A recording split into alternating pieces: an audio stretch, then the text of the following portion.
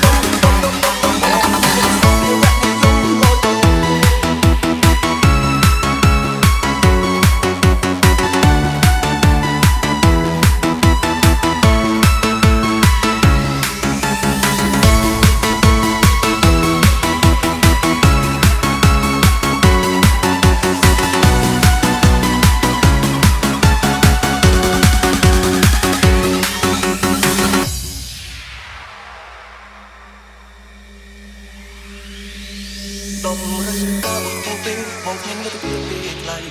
មានទឹកចិត្តភក្តីមានអ្វីប្រជែងនឹងគេសម័យនេះគេចាយលុយមិនមែនចាយបេះដូងស្មោះទេគ្មានន័យមានរសជាតិណានេះទៅ